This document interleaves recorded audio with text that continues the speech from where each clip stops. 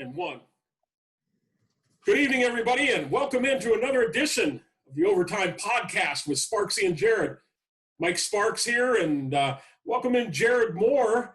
Jared, did you get a little wet down in Marion this evening? Yeah, we did. So we got quite a bit of rain here and kind of cooled off a little bit, I guess. Yeah, until the heat starts up this weekend, but, officially the start of summer this weekend, so it's come to expect that. So I want to tell you we have a very special guest for you this evening, a 2016 Buckeye Central graduate and former Bowling Green State University Falcon football player. And this young man has gone to a higher level and has taken on a different route. And I'm pleased to say, joining us from Auburn, Alabama, it's Grant Lloyd. Grant, how you doing tonight, man? I'm great. Thank you so much for having me. Absolutely. You have such a great story, especially for our local area, that we wanted to share that. And let's go back a little bit, back to 2016. You graduate from Buckeye Central, which in this part of North Central Ohio, we all know, and very close-knit community, but very small community. What, maybe 50 graduates that you had in your graduating class, something like that? I think I graduated with 58. Yeah, 58. And you go to Bowling Green, and there's probably that many on the offensive side of the football, from freshmen to fifth-year seniors. And you get Absolutely. A great opportunity. You walk on at Bowling Green, end up being a scholarship player, redshirted your first year, but played 3 years there, and then made a decision to enter the transfer portal, which we'll talk about here in a little bit, and landed in a place that you probably never thought you were going to be, and that's in the Southeast Conference, the SEC powerhouse, the Auburn Tigers. Tell us, Grant, what's the ride been like, man? I mean, it's been crazy, everything you just mentioned. I mean, I haven't thought about all that in a while. You kind of took me blast of the past there a little bit, but yeah, it's been crazy. Initially thinking I was going to be a basketball player. Obviously my dad was my high school coach, so I grew up in the gym. And that was my favorite sport all the way through high school, and realized that football might be a better route. Had the opportunity to walk on at Bowling Green, and I'm so grateful for everything there, and earned a scholarship and was able to play this last year, but decided it was best to move on, and I guess now I'm here. So, Grant, I guess walking back here, what's the first couple of weeks been like down there? It's been awesome. For starters, this place is incredible, and I'm not even talking about the facilities and everything else, but the people here they're just awesome people to be around, and I'm just so thankful for the opportunity. I keep waking up every morning looking around like, this is awesome. I'm just so happy. Just the way players, everybody's so tight knit, and it's just a cool thing to see and to be a part of. So, I can't wait to be here and keep learning and just kind of find my way. Last year was kind of a breakout year for you at Bowling Green as the quarterback, but your total, you played 29 games at Bowling Green, got 8 starts, and really accounted for just a little over 2,100 yards of total offense, just about 73 yards per game. And really taking a look at the big one, if we go back to October 5th last year, and you're used to playing at Buckeye Central, and let's face it, Bowling Green, they get their share of fans, but you go into one of the most storied facilities in South Bend, Indiana, and one of the most storied college football programs there is, and you're playing at Notre Dame, who was 9th in the country and 4-1 at that time, in front of over 77,000 fans, and you got your chance at the 6:51 mark of the first quarter, down 14-0. And unfortunately, you go 3 and out in that first series, but you end up having 16 rushes. You're 13 of 25 passing for over 106 yards, and had a long pass of 24. What was that experience like at Notre Dame for you? It was amazing, and I've being at Bowling Green, I was able to visit Oregon and Michigan State and Ohio State, but going into that one, I wasn't even sure how much I was going to play, but just being a little bit more mentally prepared for that one. I didn't know when I was going to go in. Like I said, didn't know how much I was going to play, but there in that first quarter, that first series was a little dicey. I had my running back Davon wide open in the flat. He'd still be running, but threw it right 5 feet in front of him, and after that one, I kind of like loosened up a little bit and kind of got back to, what I felt in high school, able to get in the zone and just have fun. And I kind of was able to, I honestly can't really even describe it, but, going, like you said, going from Bowling Green to a place like Notre Dame and just being able to block out all that noise, not necessarily block it out, but play with it. And that was something that, not that I didn't ever think I could do. It's just, it was really cool when it happened. And I was just having a blast out there. So to say that football felt like a shot put is probably pretty accurate. Yeah. That first pass. Is that what Yeah. yeah, absolutely. Oh man. I let it go and I was like, oh man. I was like, okay, all right, I'm good. And then had some fun playing. So Great. So I'm a Bowling Green graduate myself, Grant, and you guys beat Toledo for the first time since I was a freshman at Bowling Green back in 2009. And I guess, you played great in that game. Explain the rivalry a little bit between Bowling Green and Toledo and what you think possible, like an outcome of how the Alabama-Auburn rivalry is going to be in your mind. So, like you said in the past, as far as Bowling Green goes, it's kind of been like the Ohio State-Michigan rivalry. It's been pretty lopsided the past 10 years. But that was something that, me and my friends, the older guys on the team that understood, like, we can make something happen here. We can do this. And who's to say that, today's not the day. All odds were against us. We're showing signs of repeating what was kind of going on the past few years, and just not having any life. But I tell you what, that first play from scrimmage when we took it, like, I don't even know how many yards it was, but that first run and everybody was like ready to go. And that was really cool. And another thing, like, I had so much fun playing at Notre Dame, and then that game took it to another level of just having fun with my guys. And I'll never forget that experience. And I'm really grateful to, be able to play in that game. And your second question was what? I guess, how do you think the translation, you have the possibility of playing in the Alabama versus Auburn game. And obviously growing up in Ohio, the Ohio State-Michigan rivalry. You've been in that rivalry with Toledo at Bowling Green. And just explain what that might mean to you here come November.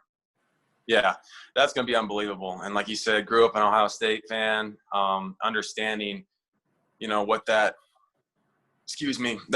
Ohio State-Michigan game is to everybody, in Ohio and up north and here it's looked at the exact same way, and some people say it's even better. I've never been to an SEC game, but I'm excited to be a part of it. But I think it's going to be crazy, and it didn't take me long to develop that feeling for Toledo. So I'm on my way with Alabama. So you finish up your degree at Bowling Green State University. Congratulations on that. And you still have 1 year of eligibility left, and you make the decision to enter the college football portal. And just describe for our viewers what that means and kind of the process of what you went through, and maybe some of the other schools that showed an interest in your athletic talent going forward before you finally settled with Auburn. Okay. So the transfer portal is kind of like I explain it to people, it's like a social media network for college football coaches that, you can enter your name in there for a player. That's, and it used to be really hard for guys to transfer because you kind of had to market yourself and nobody really knew who was transferring, just, based on the player. So this has made it really friendly for players to be able to jump in there. And, it's got all your contact information, and it's got a list of guys by position. It's for all sports. It's not exactly a fun place to be because, there's so much unknown, and especially with the virus and everything that happened. So I unfortunately wasn't able to take any visits. Initially, you're getting contacted by a lot of schools, and there's a lot of times where a school will contact you and then you won't hear anything else from them. It's just a lot of coaches. That's the bad thing about it. I think a lot of coaches are allowed to just kind of poke and see what's going on. So I talked to a bunch of schools, just to name a few here. in the beginning, I was talking to Syracuse, Oklahoma State, chatted with Duke and Vanderbilt, and then some FCS schools as well. And then it ended up coming down to Auburn. And I had talked to Auburn for a really long time, developed an awesome relationship with the coaches, and also was talking to Cal and Boise State. So those were my final 3 schools, and decided that Auburn was for sure the best option for me. What led you to Auburn? I mean, I know you said a bunch of schools contacted you, but Auburn being in the SEC, you had a bunch of other opportunities, but you chose Auburn. Why was that? It's always been a dream to play at this level. Growing up, an Ohio State fan, and seeing that environment, I just fell in love with that, when I was a little kid. And I just always wanted to have an opportunity to play at that level. And I have a lot of friends that play at that level, and I'm not saying anything, Bowling Green is great football, but the atmosphere was what I fell in love with it, you know what I mean? And so that's kind of what I was looking for. And, obviously a place where I would be able to go and contribute for my last year as well. So, initially with the coaches contacting me, and they were up front the entire time, you can kind of get a feel for coaches when you talk to them. And I knew these guys were great dudes. And like I said, just kind of fell in love with them and always had that trust relationship with them. Like I said, I never really was able to visit Auburn, but they kept their word. And for them to take a chance on a guy like me, out of the MAC, with not having much success in the MAC either, and not being able to visit, and they couldn't see me, for them to stick with me means a lot. We're visiting with former Buckeye Central High School graduate and current University of Auburn Tiger football player Grant Loy. And Grant, when you finally made that decision, you knew you were going down there, and you first stepped foot on campus and you started to familiarize yourself, even though this is the end of the second week or first week, something along that line, second week, I think? Yeah. Yep. First week. It's actually, I got here last Thursday. Okay. So the end of the first week, you've had a chance to familiarize yourself. You look at the facilities. What has impressed you the most about Auburn, and what's it made it feel for you like this is home? Definitely the people. And I kind of mentioned it before, but the strength coach, Coach Russell, and his staff, I mean, incredible. I'm having so much fun in the weight room right now, and I've always loved the lift, and the environment in there is so much fun. Coach Morris, the offensive coordinator, Coach Bryant, the assistant quarterback coach, and Coach Malzahn, or who I've had a lot of contact with. And it's just like I said, the people, the way they treat their guys, and the facilities are definitely icing on the cake. But like I said, just and then that tight knit feel, and how welcoming all the guys are as well. I mean, they're welcoming me like their own, and it's pretty awesome. Yeah, that's a great point. And I was thinking about this as kind of the second part of my question. I've been around football enough to know that so many that play the game or are involved with the game talk about the brotherhood. And you being an outsider, not having spent time with some of these guys that have been here 3-4 years, how open-handed were they in welcoming you in and saying, you're part of our brotherhood now? Yeah, that was right away. And it doesn't matter if they're a star player or, somebody who's just playing special teams. It doesn't matter. Everybody is going out of their way to say hi to me. And it's tough because we all got masks on. So it's tough for me to kind of remember names right now, but I'm getting better with it. But yeah, I mean, it happened right away, and I that was surprising for me. Not that I thought, that it would be a bad situation. Just the way they're so outgoing and willing to just bring me in is really cool. I guess speaking of that, and you're working with a guy like the freshman of the year in the SEC, Bo Nix. What has that been like for you so far, and how much have you gotten to speak with him? A lot. One of the guys, actually, I think he is the first player that I met here, and there's no secret to why he is who he is. He's got a lot of greatness in him. You can see it, right when you talk to him. I mean, he's all business. He's here to learn from him, and it's tough being in the quarterback room because only one guy can play, and we had that conversation the other night. It's tough, and I've experienced that for 4 years. Having different quarterbacks in the room every single year. But, I'm friends with all those guys to this day, and I don't plan on it being any different here. I want to build relationships. I want, I think the best thing for me is, and this is how it's always been in sports, but, you just want your team to do well. It don't matter. And I'm reading a book right now by John Gordon called Training Camp, and it's talking about how, you have to want your team to do well no matter what. And that's always been the case. I think that's going to be a key in this upcoming year, just for me to be as good as I can be. We're going to live under the premise that we are going to have college football in the fall. We're going to live under the premise that Auburn Stadium is going to be packed to the gills in every place that you go on the road. And that being said, you look at your home opponents, you open up with Alcorn State, you're going to be hosting Southern Mississippi, Kentucky, Texas A&M, Arkansas, UMass, and the national champion LSU Tigers are going to be calling at your place. You go on the road to Atlanta to face North Carolina in a neutral site game. You're going to go to you're going to go to the state of Mississippi twice to face Ole Miss and Mississippi State. Got to go back to Atlanta and face Georgia over at Athens. And then you finish up, as Jared mentioned, on November 28th in the Iron Bowl against Alabama.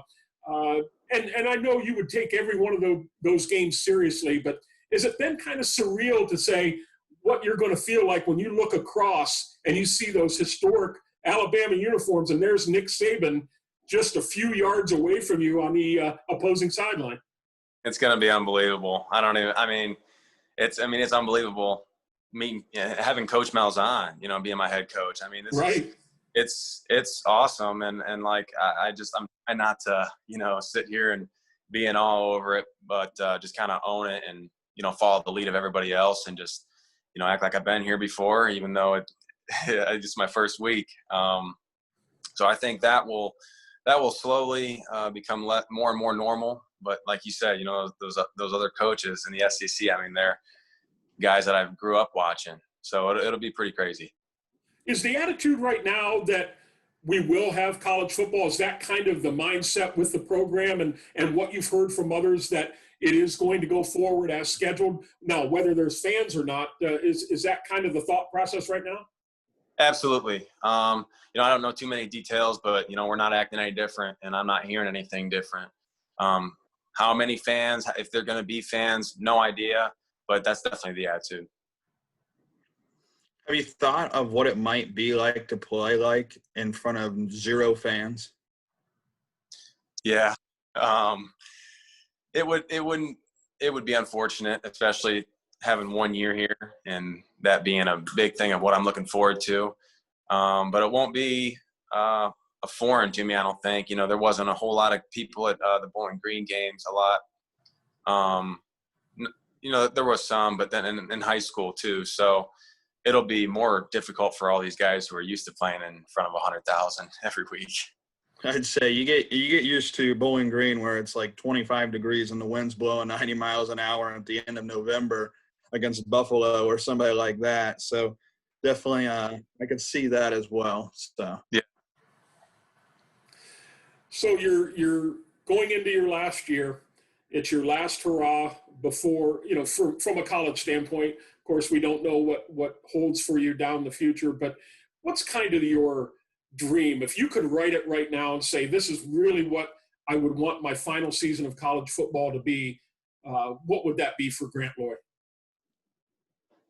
I just want to help contribute to this team in any way I possibly can. It's been my dream to be here my whole life.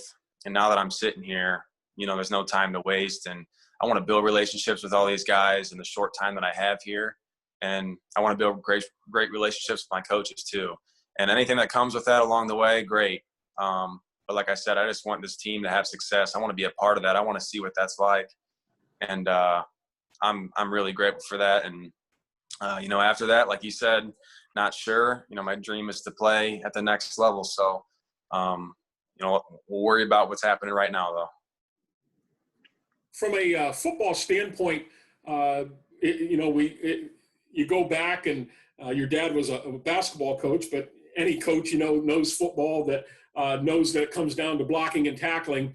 and it's a basic game. It's throwing, it's pass or running the ball from an offensive standpoint. So when you've gone down there, is it mainly just trying to catch up on terminology? Is that the biggest hurdle that you're trying to face right now? Yes. I've been through 2 offenses now in college, and the last 2, they both had different terminology. And this one is, everybody runs the same things, it's just what you call it. Unless you're running the under center, kind of tight set all the time. But everybody in college football pretty much runs the same thing. So it's just kind of trying to catch up on the terminology. Good thing is Coach Morris just got here last semester. Yeah. Yep. So I'm not that far behind, and they actually haven't gotten any practices in. They never got to get any in with spring ball. So yep. So you're pretty much caught up then. So you're from a small town, you're from a small school, and you reach Division I SEC football. And obviously, as well as anybody, that Buckeye Central's football program right now is struggling a little bit. So what's your advice for some of the younger players to look up to you and see where you've gotten? What's your advice for them? I think I would tell them initially, right away, I never thought I'd be sitting here. I never thought I would have an opportunity to walk on at Bowling Green. Like I said, I thought I was going to play basketball. So, football wasn't necessarily my first sport in high school. But what I don't take anything for granted. Every little thing matters. The way you practice matters. The way you study matters. Everything matters. The way you weight lift really matters in high school. And bring your friends along too. In a small town, it's tough. There's too many guys not playing football. Everybody wants to play golf. My dad used to be the golf coach. But I was like, heck, no, I'm not doing that. And he didn't want me to either. But that's the thing too. We just got to get guys going back out. And I'm not sure how it is at other schools in the N10, but and that's the biggest thing. And I remember me heading into high school. I can remember when we were state runner-up, that's all we could think about as it's, everybody, that's what we want to do. So that's we need to get that back. So you're saying you've never done a hole-in-one at Cranberry Hills? No, I have been close. Yeah. Back there on 7, I think it is. Yeah, with the one with the tee box in the woods. But I'm actually going to play golf tomorrow with the tight ends at 7 a.m. They said 7 a.m. I don't know if they're actually being serious about 7 a.m. Well, you remember that episode or the thing from Happy Gilmore to show up on the 9th or the 18th green when the water comes up. Just be careful. You never know what you might get into tomorrow at 7 a.m. The other night, Jared and I actually recorded another one of these that will be airing in a future date with a gentleman that is a former military and unfortunately lost both of his legs in Iraq. But one of the things that I thought was so key is he talked about if you can dream it, it can happen. Do you embrace that? What does that statement mean to you? 100%. And that just, shows you, it's incredible. And every military person in the military has a crazy story, and the way that they're wired is unbelievable, but the mind can do so many things. And if you tell yourself it's impossible, it's going to be impossible, but nothing's impossible. Try it a million times and then really fail at it. And then you can say, okay, maybe I can't do that. But like I said, I didn't think I'd be sitting here. So that's something I definitely carry with me. And who knows after this. So I just, try to set as many little goals for myself as I possibly can to move forward to reach that big goal that I want. You've touched on your dad quite a bit, and obviously he's a pretty familiar face for Buckeye Central, being the athletic director. And going off of that, how often do you talk with your dad, and what kind of role has he played, the community of New Washington, and I guess this leap towards Auburn? Both my parents. I'm not taking anything away from my dad, but my mom just as much. Growing up, having my dad be a coach, he instilled that work ethic in me and I kind of took it upon myself because, I was playing varsity basketball as a freshman, and I was never going to be caught being lazy. That was something that I wasn't going to let anybody say, hey, he's only playing because of, his dad being the coach. And my mom was always on me too about that. She's like, you know what, you're never going to get caught being lazy. And that's something that I really took to heart. And I do the same thing here when we're in there working out. Nobody's going to catch me walking on the field, nothing like that. So yeah, unfortunately my dad's done coaching now, but I think he wanted to come see some of my games. But yeah, both of my parents have played an equal role, and I'm just so thankful for that. I would not be sitting here if it wasn't for those two. We're getting ready to wrap up this podcast with Grant Loy. And Grant, you up for a little rapid fire to end the show tonight? Yeah. Okay. Yeah.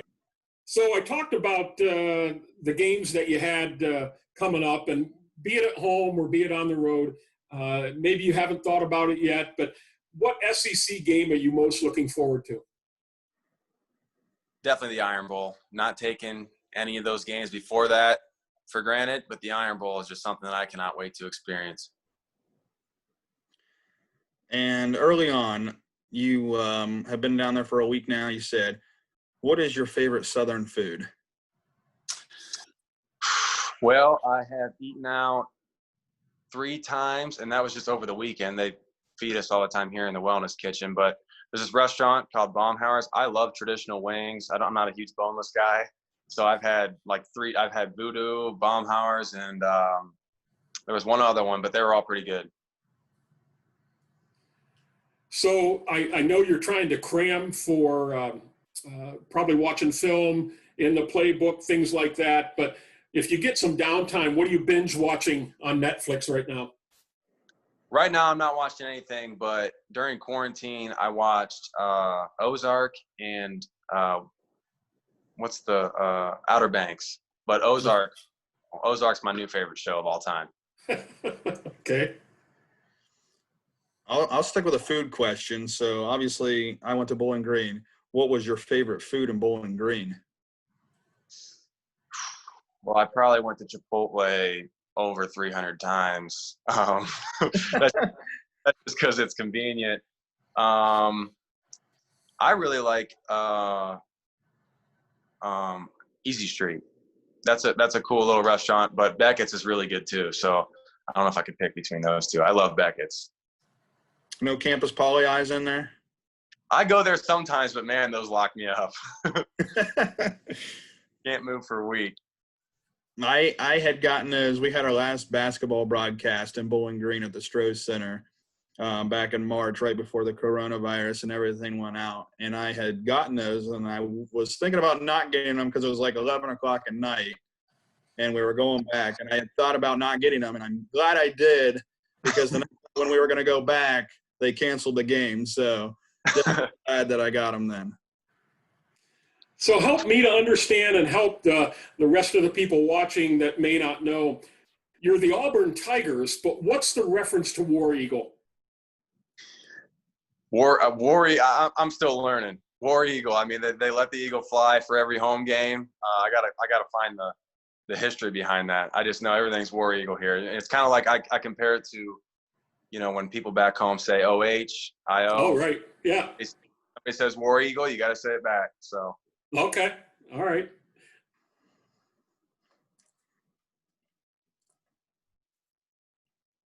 Got another final one, Jared, or are you out? I think I'm good. Thanks for joining us, Grant. And I know we're running out of time here. So if somebody says Roll Tide to you, you're not going to say it back? Absolutely not. My friends are messing with me quite a bit about it, but absolutely not. Grant, before we have to say goodbye, do you have anybody you want to shout out specifically tonight? I would just say my entire family back home, my entire family, my girlfriend back in Cleveland, all my buddies, and my best friend Cole Stacklin, him and his wife Natalie, and his baby boy Desmond. Very good. Well, Grant, we certainly thank you for giving of your time. I know we had to move it from Tuesday. You're a busy man right now with trying to absorb everything. We are so proud of you. for what you've accomplished. You could have just gone to Bowling Green and finished there, and we would have been proud of you here in North Central Ohio, but that wasn't good enough for you, and you've taken it to another level. And even though we're going to be bleeding scarlet and gray, we will be rooting for the Auburn Tigers on the side as well. Every Saturday, we're going to make sure we're tuning in and picking up on that score. And hopefully we'll get an opportunity to speak again. But I can tell you, we wish you the very, very best of luck. Hope you have great success and just a wonderful experience. Thank you so much. I really appreciate all that. And thank you for having me. I'll talk to you soon. Sounds good. Jared, that'll wrap it up. Anything that you want to end with? No, it's just I've never rooted for Alabama to begin with, so I'm glad you picked Auburn there, Grant. So just one more reason to root for Auburn over Alabama. Yeah. Very good. As we close, I want to remind you that the comments and views expressed in this podcast series are those of Mike Sparks, Jared Moore, and our guests. This podcast is not associated in any way with WBCO or WQEL Radio. That'll put a wrap to this episode of the Overtime Podcast with Sparksy and Jared. We'll be making an announcement very soon who our next guest will be. And until that time, I remind you, as I always do, a spirit with a vision is a dream with a mission. Have a good night, everybody.